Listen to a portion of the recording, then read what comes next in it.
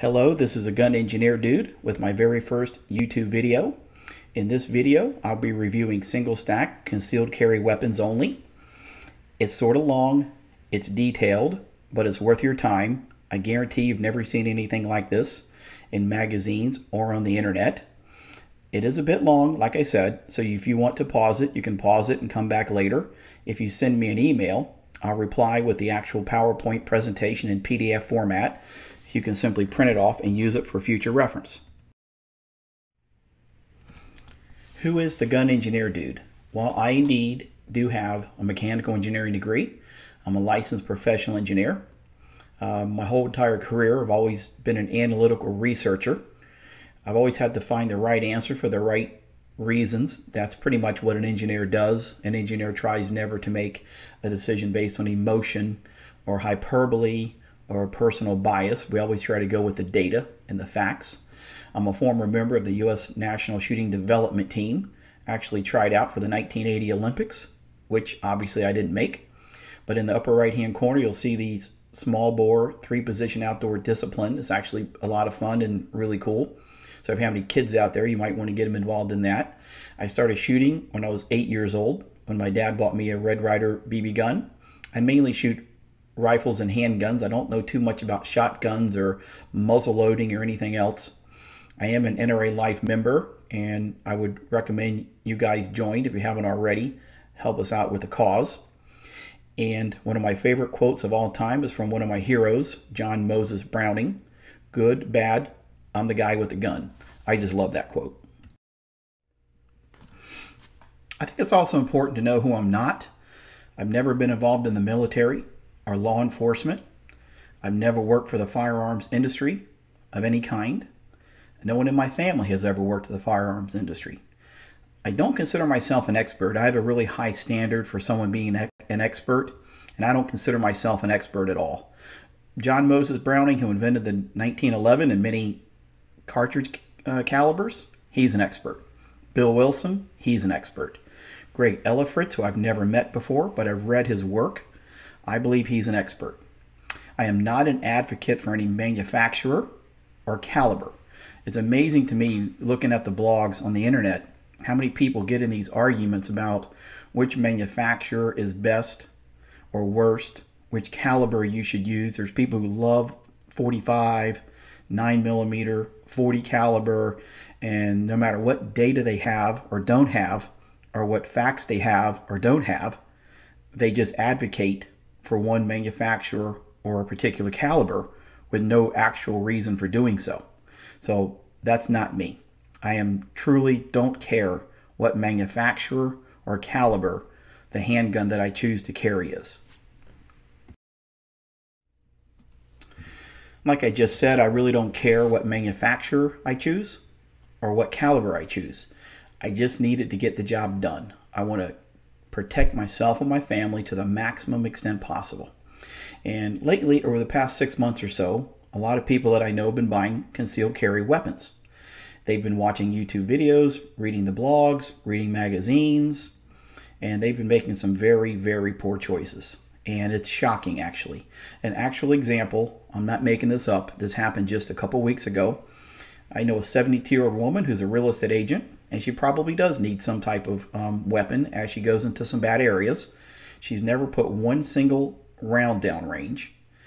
Because the guy at the gun store told her to buy this gun, she bought it. She is now, the 72-year-old woman with no hand strength is now the proud owner of a Glock 27, which is a 40 caliber. To me, that's a shame. It's almost bordering on incompetence by the gun store. I don't believe this woman should ever have purchased this weapon. So in a way, I'm on an anti-ignorance educational campaign. This is a little bit of a lighter moment. I just love reading the blogs. People can be so brutal. Been shooting for 40 some years, and I know about SAMI, and I always try to use the right terminology. It exists for a reason. It helps us communicate amongst each other, but people are going to make a mistake, and it's okay. But God forbid on the blogs, if you call it magazine a clip or if you call a cartridge a bullet, or if you call a suppressor a silencer. The gun gods will just come down on you very, very hard. And I'm sure I'll be getting some emails because I'm sure somewhere along the line I'm probably going to make a mistake with my terminology, but I'll try to do my level best. Since we're on the subject of proper terminology, I've decided to call this a Concealed Carry Weapon, CCW. I'll try to be consistent throughout the presentation. I think most manufacturers in their catalogs refer to these as subcompact pistols. But you also hear many other terms: deep cover pistol, micro pistol, pocket rocket.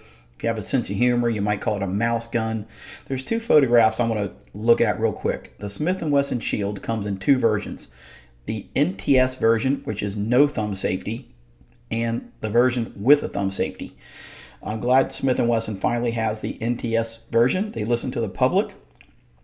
It's my opinion that when I'm in panic mode, when my adrenaline is rushing, when I'm being attacked, the last thing I need to worry about is how to operate a thumb safety. For me, under crisis conditions, I'd rather not have it. The other thing is interesting is a Walther and the H&K. They have what they call a European style mag release, which is at the bottom rear of the trigger guard. I didn't used to like it. Now I do like it, as opposed to the American style thumb mag release. I don't think it makes one bit of a difference one way or the other. I kind of like both now. So far, this is by far the most important slide in concept. I want you to know that I'm going to select a weapon. I'm only going to use it for personal self-defense. CCW. That's it. It's single purpose, no other purpose. I won't be plinking with it. I won't be hunting with it. I won't be shooting any type of competitive matches with it. Only for self-defense. And because of that, I want to pick the right tool for the job, period, end of story, no compromise. And if you remember, Covey said, never start a project without knowing the end game. So what is the purpose of this project? What is the end game of my project? I want it to knock a human down. I need it to incapacitate a human being, as gruesome as that may sound, and I need maximum reliability. I cannot compromise on reliability. When I pull the trigger, lead has to come out of that barrel. And I actually want it to fit in my pocket. A lot of pocket guns, they refer to as pocket guns, they actually don't fit in my pocket. I actually do want this thing to fit in my pocket. So the precise end game, knockdown plus maximum reliability plus actually fit in my pocket. I won't go through this too much because I don't want you to fall asleep and have your head hit the keyboard. That would be bad. Six Sigma, you probably never heard of it. If you have heard of it, you're probably a nerdy engineer like myself and make a terrible cocktail party date. However, it is an important concept. I'm going to use a very simplified version. I'm going to use a system that drives out advocacy, hyperbole, personal bias, all of those things that you get on the blogs. I really don't care about opinion. I only care about facts and data. And it has an interesting scoring system. Instead of being a 1, 2, 3, 4 system, it's a 1, 3, 9, 27 system. And just to help with the spread, so we can more easily see which option is the best versus the worst. And it always favors credible data and facts over personal bias and opinion. That's why it's so powerful. It's not going to start getting a little bit technical. However, I'm going to try to go through just the highlights. If you remember, the first criteria was knockdown. I need it to knock a human down, not necessarily kill him, but I need to incapacitate him or her, and I need this person to stop doing what they were doing.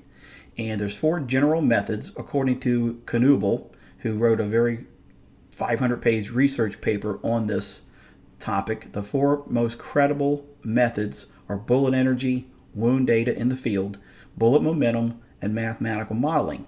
And out of each of those 4, I'm choosing the most credible method of each of the 4. So for example, method 1, bullet energy, according to Knoebel, Matuna's power index rating is the most credible.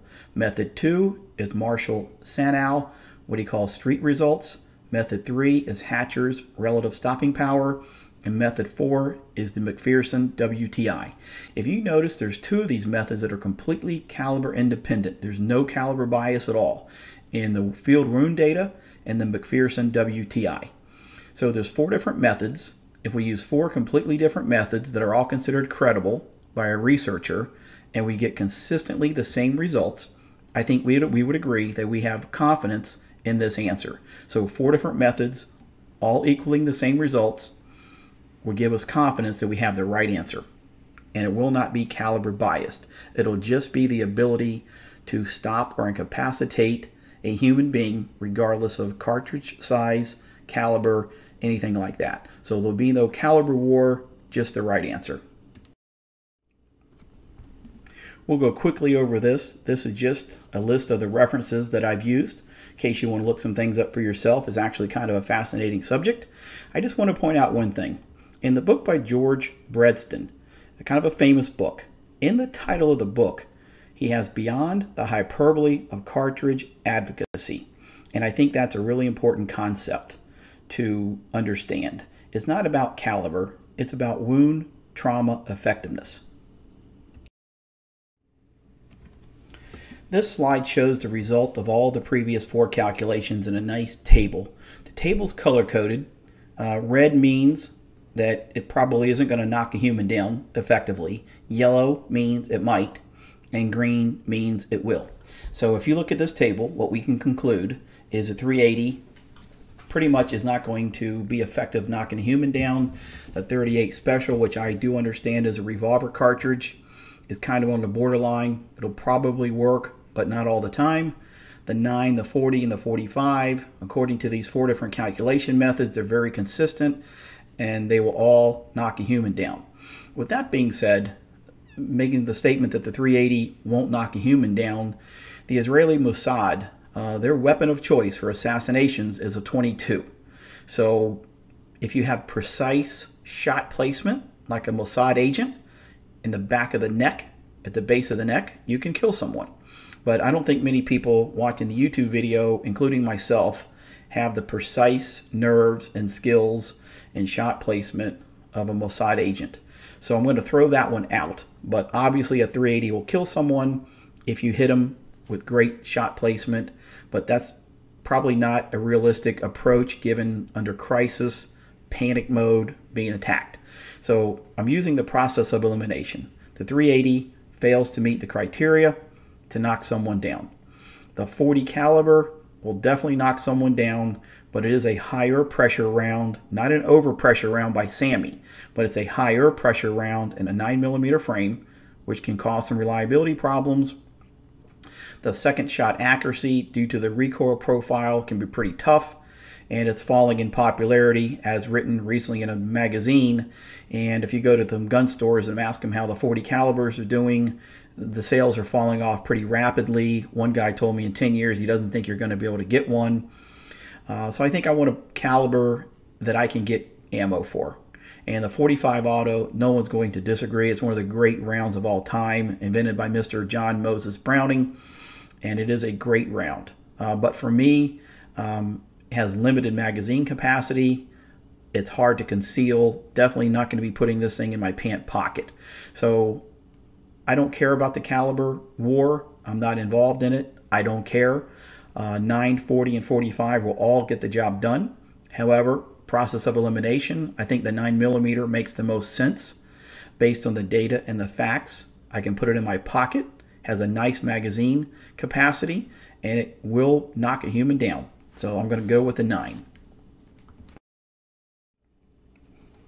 Just to follow up on the caliber selection, or the caliber criteria, this is one of my favorite slides because it kind of shows a side-by-side of many things. You see the different rounds there. You can see the relative size between the 380 and the 9 and the 40 and the 45. You can see the bullet expansion. That's when it stops entering the flesh, what it looks like. And clearly the 9 is smaller than the 40 or the 45. This is also really interesting to me. If you look at the Glock 42, which is a 380, and the Glock 43, which is a 9. And they both hold exactly 6 rounds in the magazine, so they're both 6+1 weapons. They're not that big a size difference. I mean, the 9mm is slightly larger, and you can see it sitting on the scale. It weighs slightly more, but it's not that much bigger. It's more or less the same size, so why not go with the 9? This is also interesting. Look at the wound cavity over here. I want to point out the 357 Sig, which is rare and expensive. I do like the fact that it's neck down. It should chamber really well, should not have many failures to feed because of it being neck down. But it's really hard to get. It's very expensive. Not many weapons are made in that caliber. But look how nasty that wound cavity is. A 357 Sig creates a much nastier wound cavity than even a 45. So I think this is an interesting slide to compare just about every caliber side by side. Cartridge size, expanded bullet, wound cavity, physical size, weight. I just think it's kind of interesting, and I think it also backs up why I'm going to go with the 9. The 9 to me makes the most sense. Again, I'm not an advocate for the 9. I just think the 9, based on the facts and the data here, makes the most sense. Now that we have the caliber selection out of the way, it's time to move on to the absolute #1 most critical factor, reliability. And if it's not reliable, you cannot carry it as a CCW. Your life is on the line. If it's not reliable, you could end up getting yourself killed. This is absolutely critical.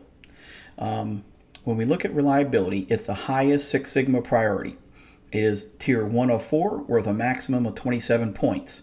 And when I look at reliability, I consider, when I expect it to go click, I want it to go click. When I expect it to go bang, I want it to go bang. And that's my Dick and Jane definition. And to talk about the magazines a little bit, I was just reading a magazine the other day, and Mossad Ayub, who is considered an expert, said that he shot a weapon. Several shooters put hundreds of rounds through the pistol, and reliability proved to be 100%. So you would read that and think that this pistol that they're talking about was 100% reliable. And I think that is an unbelievable statement. It's very misleading. For example, Glock puts 400,000 rounds through their pistol to determine if it's reliable or not a couple hundred.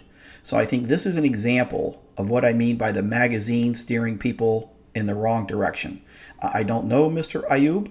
I understand he's on all the magazines. He's always on the YouTubes. He's in many different magazines when I read them, but that is not significantly important. That is not even remotely considered reliable just because it shot a couple hundred rounds and didn't have any problems. And I don't even know what several shooters has to do with it. It could be one shooter, it could be 50 shooters. So the bottom line is here for me, come hell or high water, that bullet must exit the barrel, no exceptions, every single time, period. The second highest priority for me is if it's concealable or not. And you guys may not care. I actually do want to be able to put this in my actual pocket, not cargo pants and not baggy shorts, but say Dockers. And I refuse to wear a European man purse, just not going to do it. So again, you guys may not care. You might want to be okay with a little bit larger weapon. I want to have just one weapon, and I want to be able to put it in my pocket. The reason I want one weapon is a couple things. If it'll fit in my pocket, it'll fit on my nightstand, it'll fit in a holster, it'll fit in my backpack, it'll fit in my glove box. So I just want one weapon. And I'm going to pick on the magazines and YouTube a bit more. I hear all the time that so-called experts use a rotation of CCW weapons. The previously mentioned expert Mossad Ayub, in a recent magazine article, matter of fact, it was in the same magazine that was referenced before, he has in excess of 9 CCWs in his rotation, which may be fine for him. He probably is an expert. But for the rest of us, for me, for 99.99% of you out there, I think that's a very, very bad idea. You should have one CCW, become proficient with it, learn how to take it down, learn how to clean it, learn how to shoot it. You should be able to take this thing down in your sleep. You should know all the controls on it. You should know this thing like the back of your hand. It's hard enough to learn one weapon and be an expert at it compared to 2 or 3. How are you going to become an expert in 2 or 3 different CCWs? It would be different. I have 2 or 3 target pistols, but that's different. This is a CCW weapon that I'm going to be using in times of crisis, in times of panic. I want to know this weapon inside and out. If I have a 4-gun rotation, I'm not even going to know which gun I'm carrying that day. I'll forget what's in my pocket. Malcolm Gladwell says in order to be an expert, you have to do something for 10,000 hours, whether it's play the guitar, play golf, whatever it is. And I don't think many of us have spent 10,000 hours on a shooting range.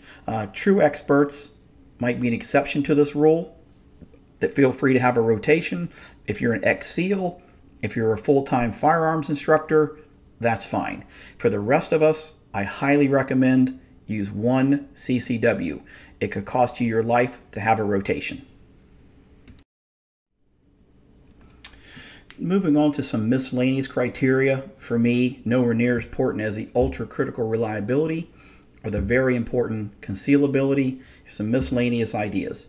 The baseline criteria, much like the caliber that we've selected, I don't want a manual safety. So there's no 6 Sigma points associated with it. All pistols will be identical. You may disagree, but I don't think that I want a manual safety on my CCW. Shootability, again, not critical. We're not target shooting with this thing for long periods of time, but in order to be proficient and be good, you have to enjoy practicing, and it's not much fun to practice with a gun which is very hard to shoot. The trigger, with my target shooting background, I think triggers are very important, but that is a personal bias, and we are trying to do a 6 Sigma analysis without personal bias, so I've ranked that second lowest. Again, if it were a target pistol, that would be extremely important, but it's a CCW, so a trigger's not as important. The barrel is only worth 1 point. Most barrels are pretty good these days. Needs to be a good quality barrel to be accurate and handle the overpressure plus P ammo. My guess is most of them probably will. And here's something that's never talked about. Very, very rarely do people talk about the legal issues associated with a CCW. So it's the second lowest criteria. We're 3 points, tier 3 or 4. You want to minimize gross, what the lawyers call gross modifications or major modifications. It's okay to increase a trigger pull over the factory, but you never want to decrease it, and never ever modify a safety feature.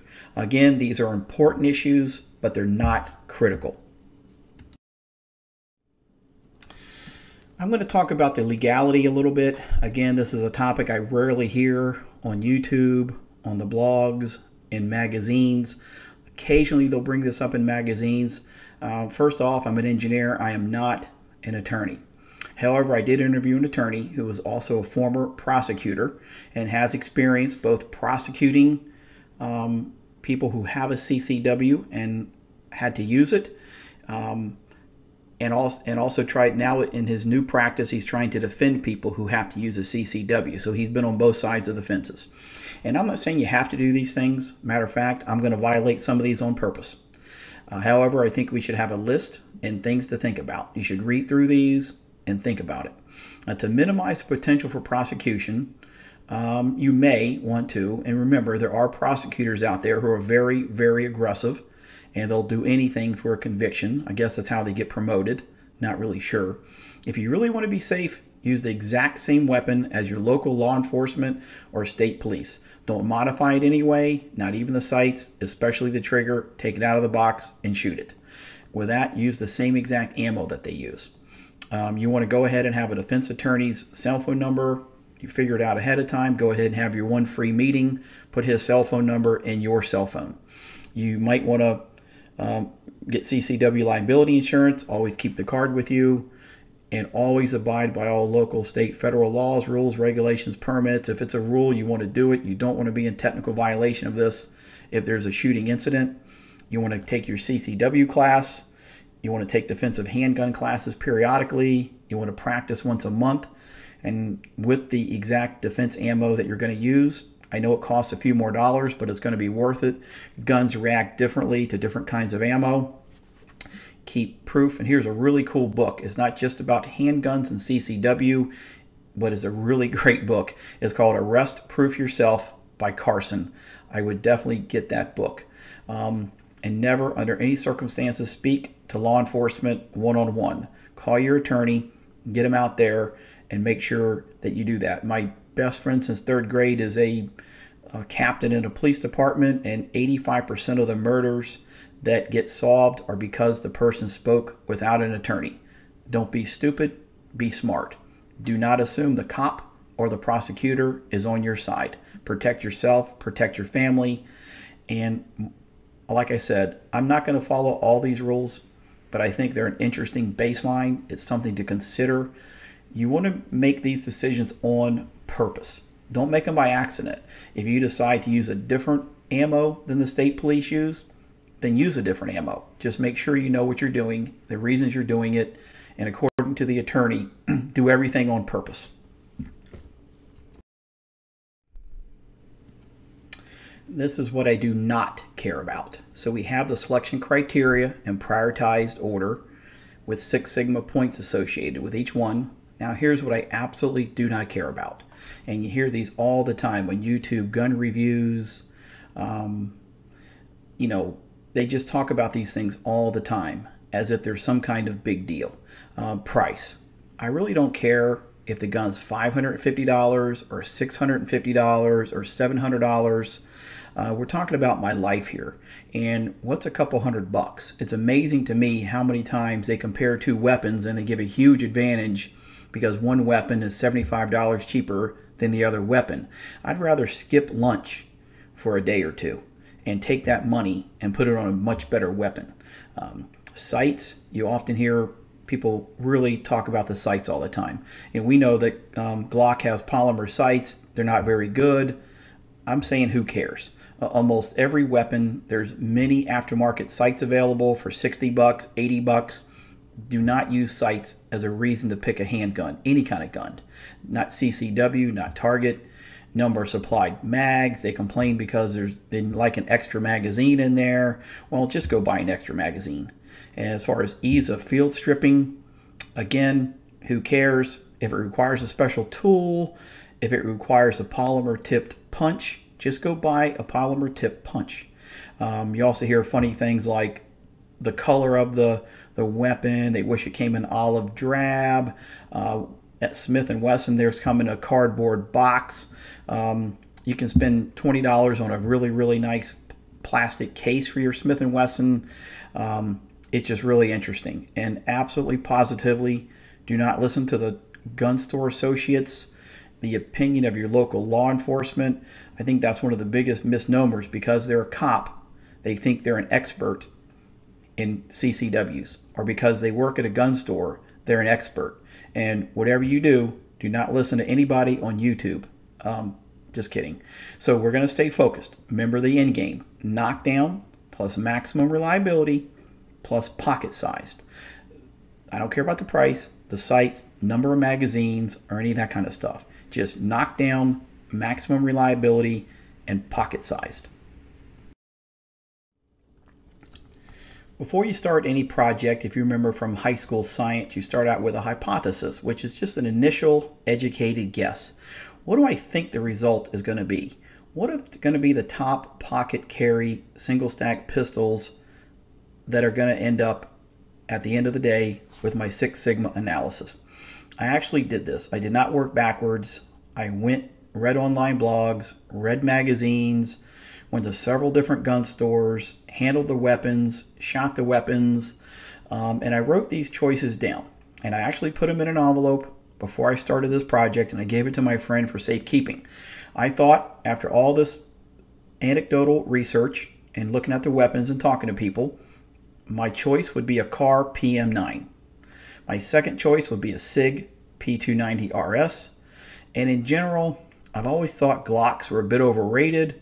I thought they were more of a marketing company who sort of makes substandard weapons. They give them to police departments. They give them to Hollywood. You know, that's their go-to-market plan. They flood the TV airways. They flood the movies. They flood the cops with these weapons. And then we all think they're great weapons, so we go out and buy them. And the guy at the store was actually George. So George and I at the gun store, we looked at everything. We decided Kahr, Sig, and Glock would be no good. The weapons considered. So right now, the universe of weapons, based on the fact that I think they're quality, they're single stack, they're 9mm, and they have no manual safety. Scrubbing that world of the thousands of handguns out there, I'm considering the Beretta Nano, the Glock 43, the H&K P2000SK, Kahr PM9, Ruger LC9S, the Sig P290RS, Smith & Wesson Shield no thumb safety, Springfield XD-S, and the Walther PPK. Just right off the bat, a couple things. The Beretta Nano is kind of an interesting design. It's very, very smooth. I really like the way they did that as far as the system controls. Or just nothing sticking out of that gun. Zero. Nothing to snag. Springfield, I own a Springfield for target shooting. I love it. It has fiber optic sights on it. I love fiber optic sights, but not for concealed carry. I want a steel, heavy-duty, combat, tritium night sight. I don't want a laser. I don't want fiber optics that can break. So again, this is based on the perception of quality, single stack, 9mm, no manual safety. Okay, let's talk about the pistol manufacturers that I'm not going to consider. And I know this is a Six Sigma analysis, but for me to go through all these weapons would take a year of my time. I don't have a year. So self-evidently eliminated. By that I mean common sense. Common sense tells me I'm just not going to consider a Diamondback, a High Point, which is the world's worst weapon. Kel-Tec, forget it. That's a triple hell no. Kimber, I used to like Kimber, but they're having massive warranty issues lately, a lot of callbacks. Remington, forget it. They're in the process of destroying Rohrbau. And I like to have some aftermarket support. I like it to have the perception of quality. I will say the Taurus 709 Slim, I would never carry a Taurus because there's always better options. However, it was one of the 3 weapons to pass the Guns and Ammo's reliability test, which means I think it was 1,050 rounds through it without a single failure. And Brazil uses it as their special forces weapon. However, Taurus is a Brazilian manufacturer, so no surprise there. I will say Browning and Fabrique Nationale, they absolutely do not deserve to be on this list. So when you read my list, don't think that I'm trying to tell you Browning and FN are not great weapons, because they are. They're very high quality, premium, special forces grade weapons. They just don't happen to make a single stack pistol. And I do care about what my friends say, and I don't want to be walking around carrying a High Point or a Taurus. So right out of the block, doing my Six Sigma analysis, I ran into a hurdle, a big one. The number one criteria by far was reliability. And there's no credible reliability data out there. You can't shoot 300 or 400 rounds through a weapon and call that reliable. Glock won't give me their reliability data. No one will give it to me. I search for hours and hours and hours on the internet. There is no comprehensive reliability data out there where they shot 300, 400, 500,000 rounds through each weapon. It would cost a fortune to do something like that. It would take an enormous amount of time. So I figure, what can I do? Well, the elite special forces around the world, they do have the budget. They do have the expertise, and they have performed these tests that cost millions of dollars. The results are classified, so I can't get the detailed report or the results. However, I know the end result. I know what they ended up selecting for their sidearm. I don't know exactly the test results, but I know the final answer, and that's pretty good. Also think about what the Special Forces job is. They go after battle-hardened terrorists holding AK-47s, hell-bent on destruction, and they don't care if they get killed. That's a pretty tough opponent. Again, we go back to the local law enforcement, and I'm going to poke fun at cops here a little bit. And I think we should all have a sense of humor. I'm an engineer. I get called a nerd all the time. I'm okay with it. It's kind of funny. My best friend since 3rd grade's a cop. I have 2 family members who are cops. But people always look at law enforcement. Well, The Omaha, Nebraska police use this gun. The Norfolk, Virginia police, they use that gun. It must be the right gun. Well, like we said before, Glock darn near gives these weapons away. And it works because local law enforcement, they have a very limited budget. They have limited expertise, especially compared to the British SAS or the Navy SEALs. And let's face it, anybody who uses a Segway scooter to go around town can't be that credible. I will say Mr. Greg Ellifritz, who I've never met, is an ex-cop, and his writings are very, very good. So I'm going to give him a pass. But there's a big difference between a terrorist with an AK-47 and a 17-year-old drug dealer with an old beat-up high point. So let's just say I think expertise is very rare, it's very expensive, and competency, who are most cops are competent, and most law enforcement agencies are competent, that type of competency is pretty ordinary. So I'm going to favor what the elite special forces do with their weapon selection over what your local law enforcement does. Seems to make sense to me. Moving on to the more detailed analysis of the elite special forces and what they use as a sidearm. I'm not going to read this because there's a lot of data, but just in general, I color-coded it so it'd be easy to see patterns. Green means they use that weapon frequently. Red means they don't. And yellow is iffy. If you look at this, there are no special forces units anywhere in the Western world amongst many nations that use Kahr, Ruger, Smith & Wesson, or Springfield. Zero. Actually, one Smith & Wesson snuck in with the U.S. Green Berets, but it's safe to assume no one uses Kahr, Ruger, Smith & Wesson, or Springfield. A lot of units around the Western world in many different nations use Glock, H&K, and Sig. Very consistent. Iffy, Walther, there's two. The British SAS and Germany's KSK, they both use Walther. Of course, it's a German weapon, so it's not, you would expect Germany to use it. Beretta has 4 out of the top 10 Western nations use the Beretta. 3 of those 4 are U.S. Special Forces, and 1 is our little brother to the north.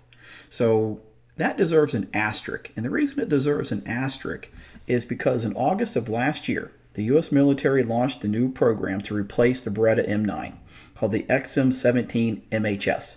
And if you read what the U.S. Army Marksmanship Unit in Fort Benning, Georgia says about it, who's running the program, they're replacing it due to reliability issues, safety issues, and lethality issues, but mainly reliability. So that's an asterisk. I do believe they are going to not be the weapon of choice for U.S. Special Forces. They're already starting to allow them to use other weapons now. And if you look at that, all 4 are in the United States or Canada. So when they have the competition results, I think there's going to be 0. That's just my guess. The other thing to keep in mind here, the Special Forces do not need a free weapon from anybody. They're not going to make their choice based on whether or not Glock gives them a free weapon or Walther gives them a free weapon. They have plenty of money to buy their own weapon, do their own research. Their lives depend on it. It's a very, very critical decision for them, and they can't be bought. And is this a pattern of coincidence? I really don't think so. The pattern is so clear, it's so consistent that it has to be looked at. Again, Glock, HK, Sig, used frequently. Kahr, Ruger, Smith & Wesson, and Springfield, not so much. Looks like Beretta might be on the way out. Looking at the next reliability issue, I chose gun store data. Again, it's hard to find this reliability data. It costs millions of dollars. It's not available. So in addition to elite special force gun selection, I'm looking at gun store return data. Guns that have been returned just for malfunction related or reliability related issues. Not if they've been returned for they didn't like the grip, they didn't like the sights, they didn't like the weight or the color. None of that factored into it. It's just for malfunction related returns. I also looked at the performance of the range rental guns. These guns are hardly ever clean. They're beaten up. They're abused. No one cares about them. They run crappy ammunition through it with people who really probably don't know how to shoot that well or are just learning. I thought this would be a good idea. And I color coded it just like the other table. So red, they get returned often. Green, they almost never get returned. Yellow, sometimes. So if you look at this data there's only two gun manufacturers that get returned often. It's Beretta and Kahr. Glock and H&K virtually never get returned, with Sig, Smith & Wesson, Springfield being very, very good, and Ruger and Walther sometimes get returned, sometimes they don't. So you can look at this. Beretta, Kahr get returned all the time. Glock, HK almost never. Sig, Smith & Wesson, Springfield, very good. Ruger and Walther, pretty good too. I think this is very, very revealing. Again, I took the time to interview the person that is personally responsible for processing the warranty claims and the product returns. Not just somebody behind the counter, but the one responsible for processing the paperwork and writing down the reason for the return. And I think it's very revealing. So combining the Elite Special Forces data, the gun store return data, doing a Six Sigma analysis on this thing, I threw in the G&A shootout test. Really only 3 guns passed. The Glock, the Walther PPK, and the Taurus 709 Slim.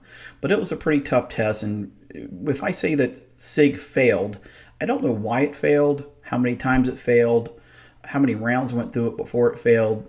Guns and Ammo did not give you that data. So I'm not really kind of counting that because I don't have the data, but I think it's interesting that Glock and Walther did pass.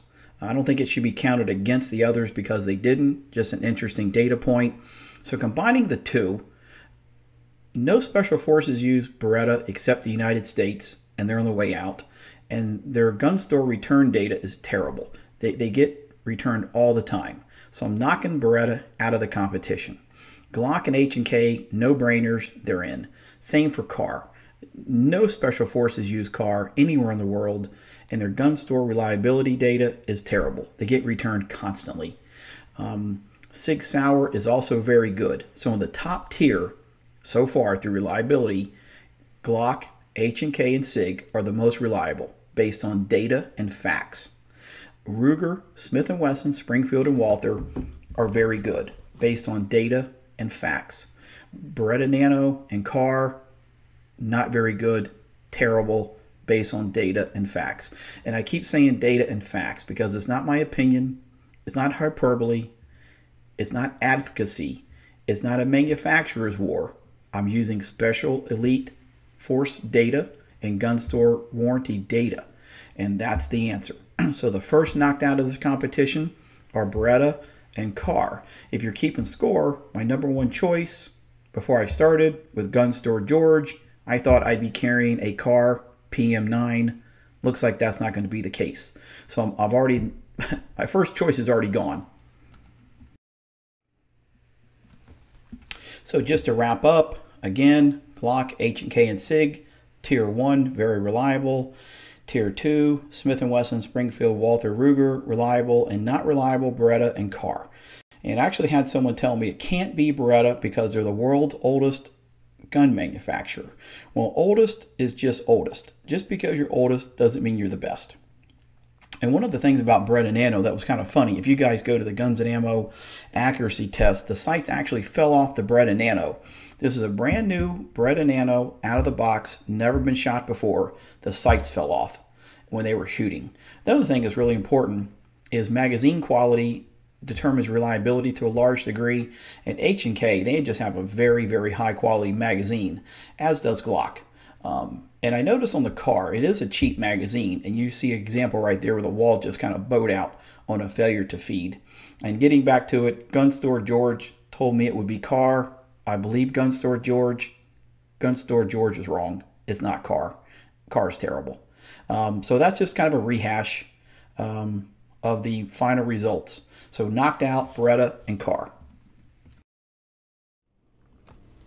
So moving on to the second most important factor, which is concealability. And the first thing I did was I went to the store and put each of these in my pocket. Actual pair of Dockers. Walther, Springfield, and H&K didn't fit real well. Wouldn't be something I want to do for a long period of time. So I'm knocking Walther, Springfield, and H&K out. Not because they aren't great companies with great weapons and high reliability, because they don't fit in my pocket. You may not care about such a thing. You may be okay with something a little bit bigger, but going back to one of my original criteria, if it fits in my pocket, it'll fit on my nightstand, it'll fit in my glove box. I have Kahr and Beretta here for historical purposes. They've been knocked out, they're dead, they're buried, rest in peace. However, it is interesting that Kahr is very small with a relative concealability factor of 164. Beretta's at 189. They're small pistols. They also aren't very reliable. I think there might be a correlation. The parts get so tiny, they get so delicate, they get so dainty, they can't stand up to wear and tear. That's what I might be thinking here. I invented my own relative concealability factor. This doesn't exist anywhere. You're only going to see it here. Concealability depends on two things: overall pistol size and the weight. And the total dimensional measurement is length plus width plus height in inches. So I get a TDM in inches, and I multiply that by the weight with an empty magazine. That's called my relative concealability factor. And you can see Kahr and Beretta really low at 164 and 189. Walther, Springfield, and H&K kind of big, 252 to 298. So after I knock out Kahr and Beretta for reliability, I knock out Walther, Springfield, and H&K because it won't fit in my pocket. I'm left with Ruger, Glock, Sig, and Smith & Wesson, and their RCFs range from 196 to 221. Good to fit in the pocket. And the Kahr is the smallest, so above the Kahr baseline. Ruger is 19% bigger, Glock is 26% bigger, Sig is 29% bigger, and Smith & Wesson 35% bigger. Again, I came up with the RCF to try to help us figure out how they compare to each other. Individually, just looking at a number of 208 doesn't really mean anything, but when you compare it to other weapons, it does mean something. And I think it's kind of a nice way to look at these, whether or not a weapon's concealable or not. So this is the same table as a previous slide. However, I made Kahr, Beretta, Walther, Springfield, H&K red because we're out of the competition. What we have left is Ruger, Glock, Sig, and Smith & Wesson. What I find interesting here is two of these weapons, Glock and Sig, are used frequently by special forces. Ruger and Smith & Wesson are never used by special forces. So we have two that are special forces used, two that are civilian only. Didn't plan on it that way, but I think it's an interesting fact, and we'll see what happens with the numbers. Now that we have it shortlisted down to 4, Glock, Sig, Ruger, and Smith & Wesson, it's time to dive into these details. And the first is reliability, #1 factor. You can see at the highest criteria, tier 104, 27 Six Sigma points. I'm not going to go through all these things. It's color-coded again. Red meaning bad, exceptionally bad, and green meaning exceptionally good. Yellow, kind of something to think about. If it's white, they're all kind of the same in that category. So on reliability, the Ruger doesn't do that great. The gun store return data compared to these 4 is much lower, never used by special forces. The overall build quality, when you go there and pick these weapons up, it just seems not in the same league as the other 3. Has a 2-piece guide rod for some reason, and although it doesn't really affect the reliability, it has old school bluing, and that's a surface level treatment, is not embedded into the steel, but it's on the steel, and the case depth is 0, and that kind of just bothers me a bit. There's really no excuse for it. This is 2016, and you should be using something like a Tenifer, which is used by Glock, a Nitron, which is used by Sig. You should be using that. And it's a very poor finish on the surface. And when you use it every day, a concealed carry weapon gets used a lot. Every single day you're handling it in and out of the holster, in and out of the car. It's going to wear. Again, it's not going to affect a bullet coming out of the hole, but it just kind of bothers me a bit. On the other hand, Glock is excellent. They only have 34 parts. How they managed to build a weapon with only 34 parts, it's kind of amazing. Smith & Wesson has 78 parts. That's interesting. I find it also interesting that Glock, Sig, and Smith & Wesson have a polymer guide rod. On the surface, you would think that wouldn't be a good idea. Why not put in stainless steel? However, it seems to be working. There's very few failures. There's aftermarket guide rods, which I have listed down here for each of them. And the Rockwell hardness is about the same, but again, you want an embedded treatment on your pistol. You don't want a surface finish. You want embedded treatment. And that means that the slide finish, you can do an aftermarket, say a Robar NP or MP3, MP3 Plus, you can do that. I also point out that the P290RS, the RS stands for restrike capable because it's a hammer fired weapon, and I think that's really unique and really good. Critical reliability, Ruger makes the short list, but compared to these other three, they fall very short. So I'm giving Ruger only 1 point. I'm giving Glock 27. The others are pretty good. Okay, moving on, concealability. Number 2 ranked criteria. We talked about this quite a bit. Ruger is very, very concealable with an RCF of 196. Smith & Wesson's barely, it's kind of heavy, it has a 221, but it will fit in the pocket. So overall, the felt weight too. Sig is a heavy weapon, which means it's going to shoot really well, but it's hard to carry. So however, Glock, Sig, Ruger, Smith & Wesson, they're all pretty, you can all put them in your pocket. Just that Ruger is very small, Smith & Wesson is borderline, so I'm giving the 27 points to Ruger.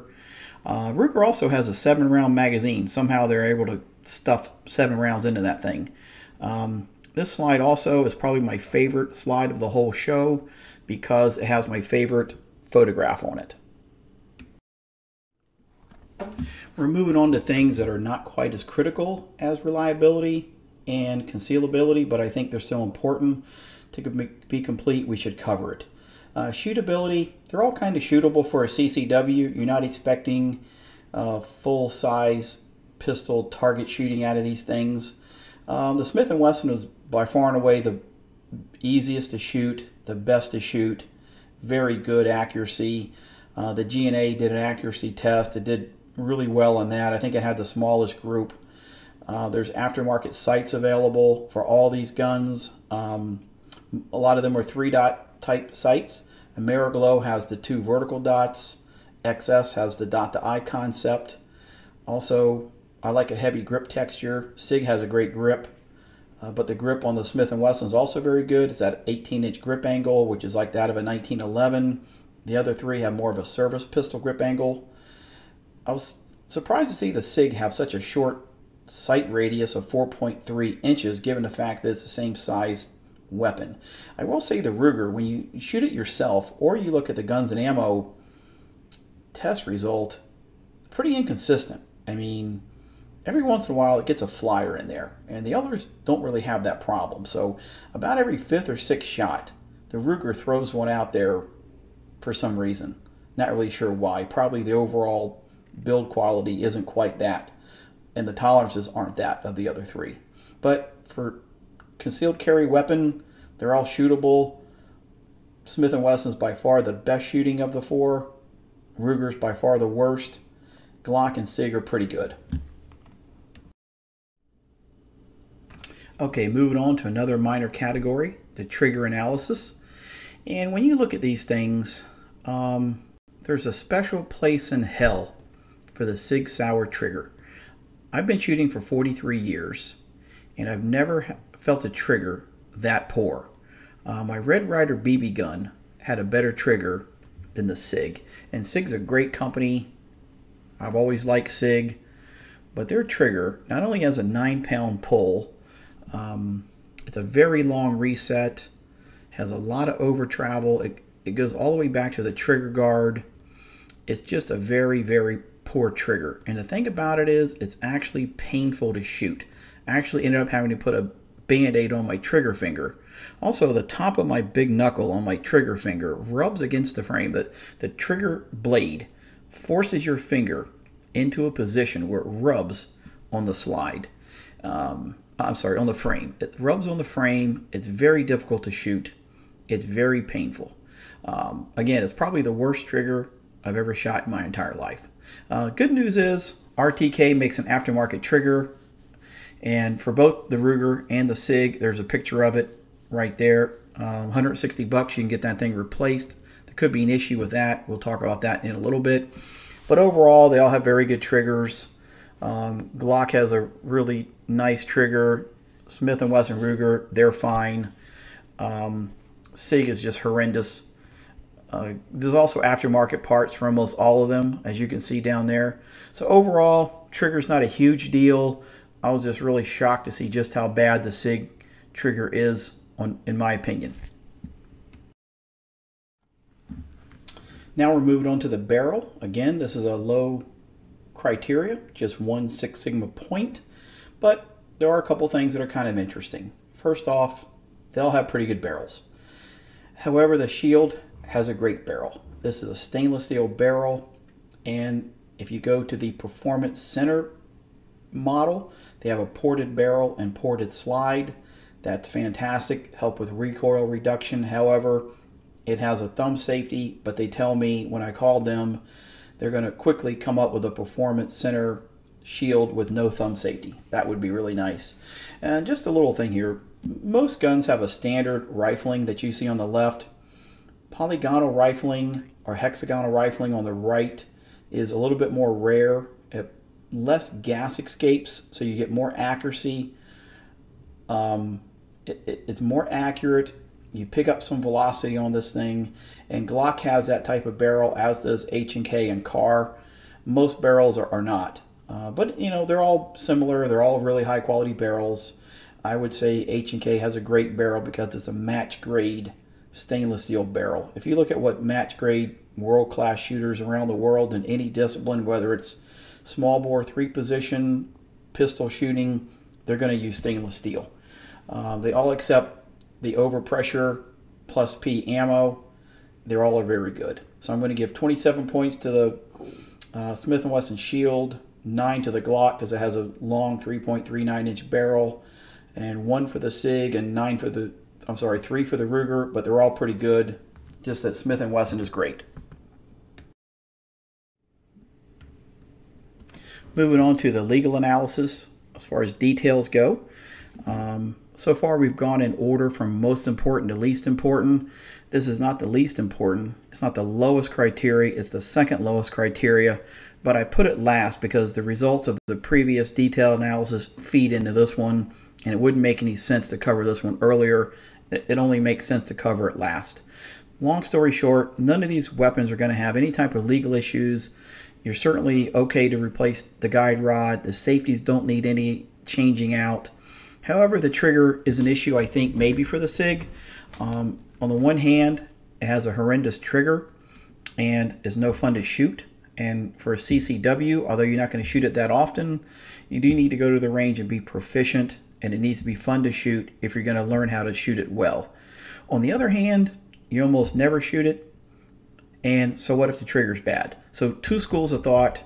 I think given the fact that the trigger's so bad, I think I'd have to replace it, and that could be a legal issue down the road, may or may not be. Again, we just want to do things on purpose. There's a typical aftermarket trigger kit or trigger group if you were to buy the components. I would also recommend that you get a qualified gunsmith to do these adjustments, like Robar, someone like that. Right there is a Glock 17. I have one of these Lyman digital trigger pull gauges. It's only about $70. As you use a weapon over time, the springs break in, the springs wear out, the spring coefficient degrades, and the trigger pull changes. It's always nice to know sort of where that is, and I think that's a nice thing to have in your toolbox, is a trigger pull gauge. So overall, all the triggers are fine except the Sig. Legally, everything's fine. The only question I have is you may want to avoid the Sig due to the trigger. And here we're at the final winner. The final winner, the culmination, the result of all of this data, all this research, all of this Six Sigma analysis is the Glock 43 is the best, most reliable, most concealable pocket stacked 9mm pistol on the market. It's not hyperbole, it's not advocacy, it's not a caliber war, it's not a manufacturer war. At the beginning of this, I could care less what come out to be the winner. The Glock 43 is the winner based on facts and data. The color-coded table, you can see that Glock has green but no red. Sig has a bunch of red but no green. Ruger has 2 reds, 1 green. And Smith & Wesson, 2 greens, 1 red. And I only highlighted the ones that got the 1 point. If it was a 1-pointer, it was a red. If it was 27 points, it got green. If it was white, it was kind of a wash. But you look at this, and Six Sigma, when you convert it to a percentage, Glock's at 71%, 29 for Sig, 24 for Ruger, 20 for Smith & Wesson. Earlier we talked about there's 2 special forces weapons and 2 civilian only. When you look at the results, 90% of the score went to special forces, only 10% to civilian. That again is a blowout. I don't think it's a coincidence. I think it's because special forces, they have the money to test, they have the need, their lives depend on it, and this really wasn't that close. Glock 43 is the finest concealed carry weapon in 9mm stack, highly reliable, and will fit in my pocket. Again, to look at some more details of the final recommendations, as we talked about before, the Glock 43 is the clear winner, clear, best-in-class, single stack, 9mm CCW. Great aftermarket support. I am a big believer in that. I think it's important not just to find aftermarket trigger components, sights, grips, but even gunsmiths who are willing to work on it. There's no CCW flaws, period. It is the winner by a mile. Honorable mention, I'm going to give honorable mention number 1 to the Smith & Wesson Shield with no thumb safety. I know it finished 4th, but it had very few, if any, CCW flaws. All around a very good pistol, if not great. Slightly large to truly put in my pocket. And again, the Performance Center, you get a ported barrel and slide. Hopefully they'll have the NTS option out soon. It also has a very good trigger, but somehow they're going to enhance that even further. Honorable mention number 2, I'm going to put the Sig in here. It's a very solid pistol, very good reliability. I think the trigger's really bad, but they do have an aftermarket replacement. If it hadn't been for that trigger issue, I think it would have finished higher, probably above the Smith & Wesson, but not ahead of the Glock. What I would not recommend is the Ruger LC9S. It technically finished ahead of the Smith & Wesson, but it had too many flaws. Number 1 among those, number 1 factor that we must have when I pull that trigger, lead must come out of that barrel. It must, every single time. And it had poor gun store reliability. And when you fire these weapons, when you take them apart, when you look at them, it simply is not in the same class as Glock, H&K, Sig, Smith & Wesson, Springfield, and Walther. It simply isn't. You can look at things like weight, laser engraving versus stamped. They have a lot of stamped parts on it, like the system controls are stamped, the others are machined. You can just tell by looking at this weapon. The fit and finish isn't that great. Tolerances are kind of loose. I think that's why it has a random wild shot every once in a while. Just not in the same category. So winner is Glock by a mile. Honorable mention number 1 is Smith & Wesson. Can't go wrong with that. Honorable mention number 2 is a Sig. Probably going to need a new trigger. So looking at my guess over here, I thought Kahr would be number 1, Sig would be number 2, and Glock would be bad. With just using data and facts in a Six Sigma analysis, Glock is number 1 by far. Got that one wrong. Number 2, Smith & Wesson. Didn't think that would be in the running. And number 3, Sig. Did pretty good on the Sig guess. I know I only looked at pistols, but if you're a beginner, if you're a novice, if you're my 72-year-old friend who's a real estate agent, you might want to consider a revolver. There's a Smith & Wesson 38 Special J-frame, no safety. There's nothing to malfunction on this weapon. There's no magazine. It's very, very simple. It's reliable. It shoots well. You just may want to consider that, just as a side note. Some other conclusions. When you do a research project that takes 150 hours, Yeah, there's data, but I think you can come to some conclusions that might be thoughts that you can carry forward when you buy weapons, whether it's a target shooting pistol or no matter what you buy. It is not just apply to CCW, but it could apply to anything. And one of the things I discovered was credible, unbiased data with no personal bias, no advocacy, no caliber war, no manufacturer war, not a magazine who's getting advertising money or a YouTube site who's getting advertising money, but unbiased, clearly credible data is very difficult to find. It's really hard. It is out there. You can do it, but it's not easy. Things I would never consider based on my research is price. I know that's in every YouTube review. It's a very big consideration in most of these reviews. I'm saying I don't think it matters. Cut back on lunch. Get rid of the NFL football package. Don't do it.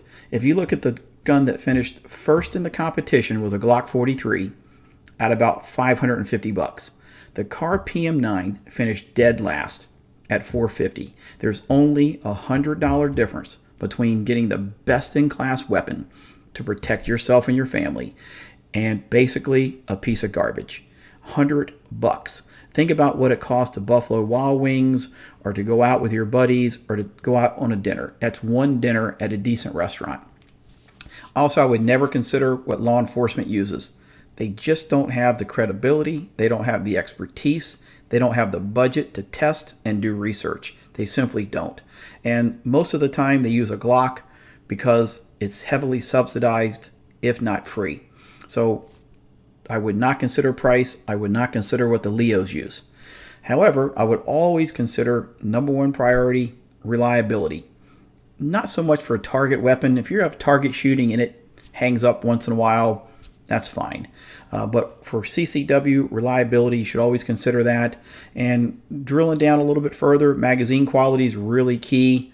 Glock has a really high quality magazine. H&K has a really high quality magazine. You don't want a magazine with a seam in it. A lot of them actually have a seam. I would consider what the Elite Special Forces use. We already talked about that. They have an unlimited budget. They have tremendous need. Their lives depend on it. And they do spend millions of dollars putting 500,000-600,000 rounds through a weapon to see what happens. I would always consider aftermarket support, just in case you want to change up the sights or something like that. And I would consider legal issues. I'm going to violate some of these myself, but I'm going to do them on purpose with my eyes wide open. We always think nothing's ever going to happen to me. Well, I don't want to be the guy that legally shoots someone and has a 25-year-old overly aggressive prosecutor trying to make a name for himself come after me. So I always keep that in the back of my mind.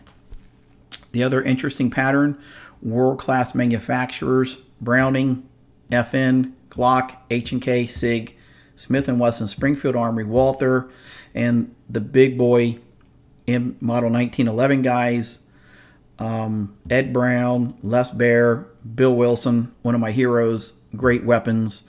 Remember, Browning had no qualifying pistol, only reason it was left out. Fabrique Nationale had no qualifying pistol.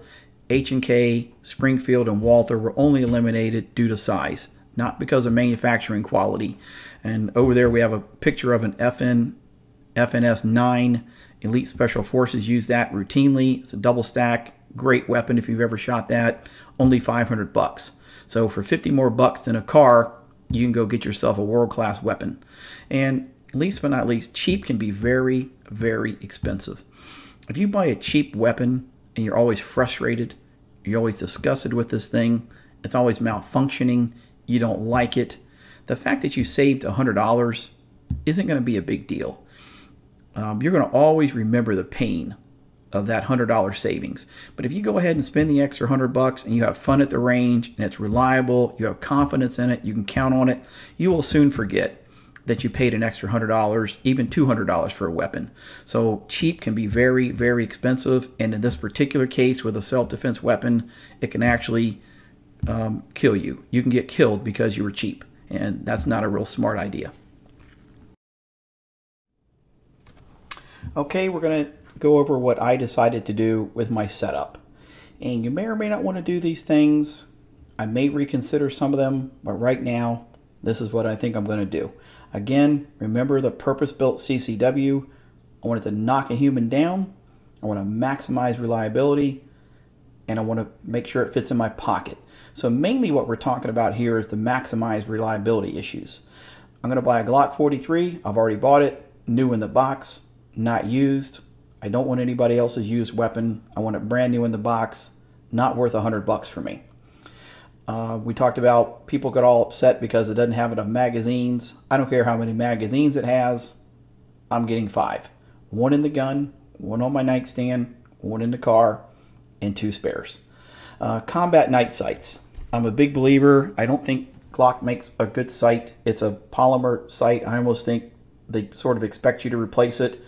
I've only considered steel combat grade sights with a sharp edge for belt assisted cocking. Tritium night sights. I'm normally a 3-dot person, but I'm going to go with this Ameriglow I-dot tritium system you see on the right. It's a 2-dot system with the front sight being larger and more bright, because on a short range 5, 6, 7 yard, 10-yard shot, you want to focus on the front sight more than the rear sight. So it has an oversized front sight. It's a 2-dot vertical system. It's supposed to be pretty good for short distance combat, quick sight acquisition. Again, this isn't a target pistol. I prefer wide light bars. You see what that means down there. I like a wide light gap so I can see where I'm shooting. If it gets too close, you can't tell if the front sight's overlapping the rear blade. And I want it, designed for belt-assisted injured operation. Not exactly sure I'm going to have to use that very often, but it's a good consideration. And I don't recommend, as we talked about before, fiber optic sights. I like them on target pistols. They're great. It gets abused every day. It's duty carry. I'd rather not deal with it. And laser sights, I just think it's a gimmick. I don't think you need it. It's another part. It's something else to fool with. And when you have 3.5 seconds to make a decision to shoot someone and they're 7 yards away, I'm not sure you have time to be fooling around with a laser. I just don't think it's a good idea. So I'm definitely going to put on Ameriglow I-dot sights. Again, if I don't like them, I'll try something else. The trigger actually is really good. It's a 5-pound trigger. It's the only safety on it. As you know, Glocks are safe action type triggers. I'm going to have Robar increase it to 7 or 8 pounds.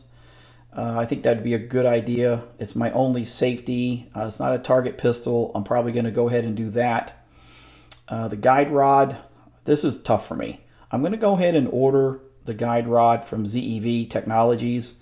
I'm going to practice with it, but I'm not going to replace it until I prove to myself it's better than the polymer.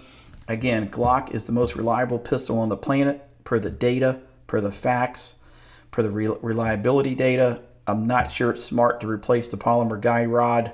I'm going to order it, may or may not do it actually.